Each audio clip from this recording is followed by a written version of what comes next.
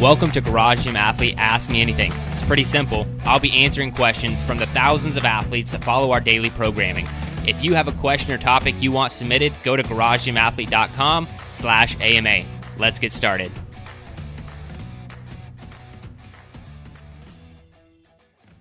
All right, ladies and gentlemen, welcome to the Garage Gym Athlete Podcast. Jared Moon here with Joe Courtney. What's up, Joe?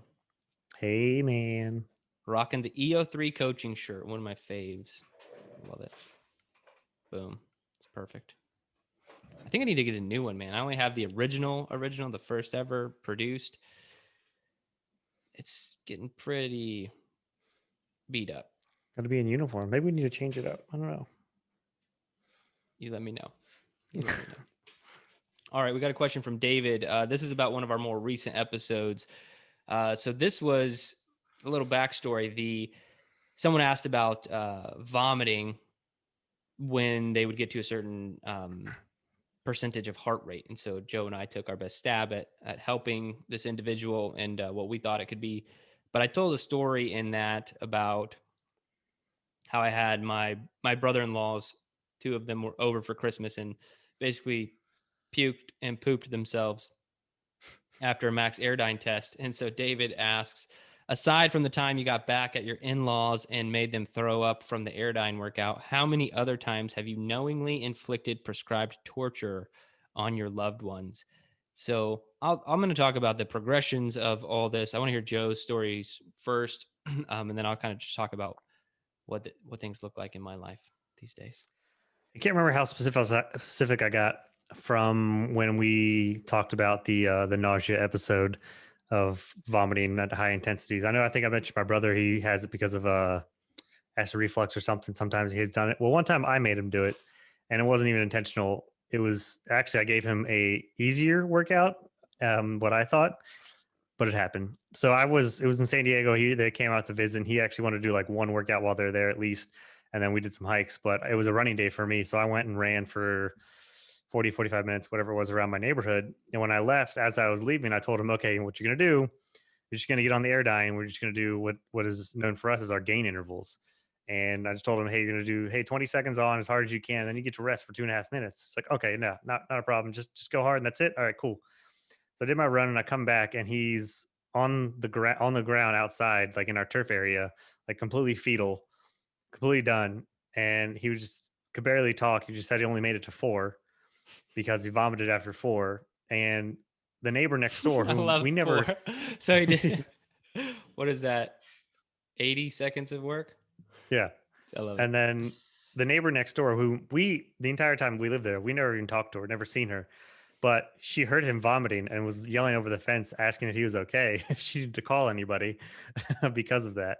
that's awesome. So, yep, I did that to him once.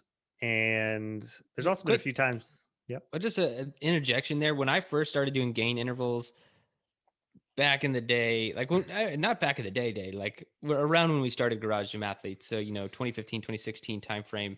I started testing those, and we have one that's called Gain to Failure. Mm-hmm. And this is where you go 10 seconds on, and then you rest, whatever, 2.5 minutes, like Joe said, and then you hit another 10-second. I went hard, and it took me a long time to fail, but I almost puked on that one. It wasn't after 80 seconds of work. I don't know where it was at, but it was quite a few intervals. But then it'll get to you. Those. I'm trying to give your brother a pass. Like those gain intervals are not easy. If you've never been on the Airdyne, the assault bike, you feel assaulted by it the first time you go hard. Like you might be good for 5 seconds, and then it's like, what the heck am I doing? What did I get myself into? Yeah, it's a brutal machine. But there's been times where I'll make up workouts for, especially when we were in San Diego, I would make some up whenever, because we would want to get out on trails. I'd go outside, do some runs and stuff like that. So I would make up the running workouts because Liz just wants to be told what to do. So I made up one of ours and we went to it was almost kind of like the Harder to Kill 5 miler, but a little bit different and on a trail. And on this trail, there was just like one giant hill. And I made Liz and I do it, but she was not a fan. She didn't vomit. Neither of us did. But it was just one of those where there's definitely been times where I make those things up and just like, wow, I did not think this fully through, but okay. Trying to think. I've never I've definitely programmed some workouts for Emily, but I've never had her cross the line, which is good for our marriage. But I would say this used to happen all the time. And this question actually just made me realize that it doesn't anymore, that people would visit. I'm kind of the fitness guy, so they want to do a workout in the garage gym. And that would happen every Thanksgiving, Christmas, whatever holiday when we had people over. There'd be, a workout, but something always went wrong in these workouts. Like,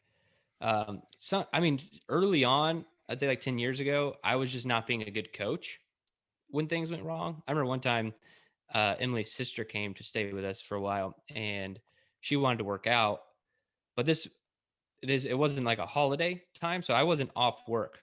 It was like I was coming home and I was trying to get my workout in the evening, and she wanted to join. So I didn't really have time to coach. I didn't have time to like whatever. So I programmed her a workout, and I was like, it was like something easy. It's like, okay, you're gonna do some kettlebell swings and a run, because I feel like most people can do kettlebell swings. But I only had basically a heavy kettlebell, and I remember I was about to go for a run, and I look back. I'm like setting up my watch. I look back, and she's in the grass in our front yard doing kettlebell swings, and this thing's just like, she would try to swing it, and then it would like, she'd take like 5 steps forward, because like she starts to swing it and the momentum like carries her forward, and then she'd try to like pull it back, and then she'd take like two steps back. And this kettlebell was just like dancing her all over the yard. And I was like, at that moment, I was like, you can either go for your run or you can help. I went for the run. Trial by fire. All right. Yeah. So that was my worst coaching moment there.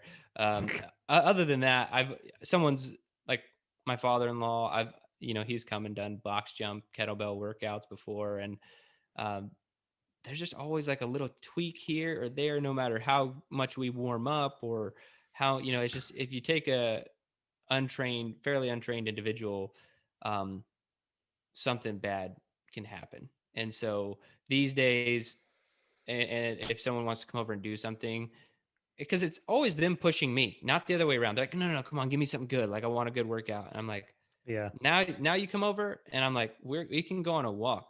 You want to go on a walk with me? How about a run? Maybe a light jog. Nothing, or intervals on Airdyne are fairly safe to program. Like, you're not going to get hurt doing it. So that's a good one. But I don't really do it for people. But now that I think about it, people don't really like ask.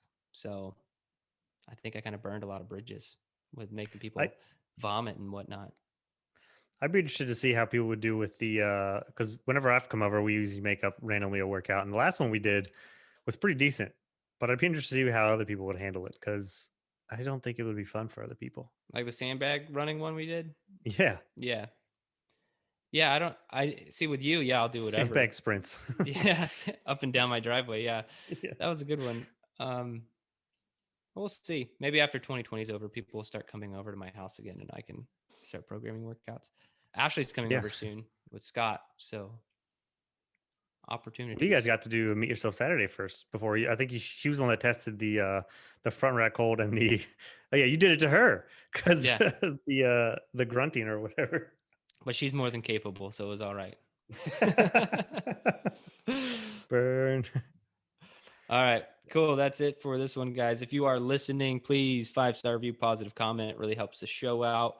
Joe said he would love it and actually send you an autographed picture of himself if you leave a 5-star review and in the comments say picture. Who's going to do that? And you get a picture of Joe in his coaching shirt signed, guaranteed. Outfit of your choice. Yeah. Yeah, you get to pick the clothes. Even better. You did that to yourself. Wow. Okay. Now, if you're on YouTube, if you want to subscribe to the channel, give us a thumbs up and a comment. We like the comments just to see what you're thinking, what you want to see, all that good stuff. But that's it for this one today, guys. Thanks for watching or listening.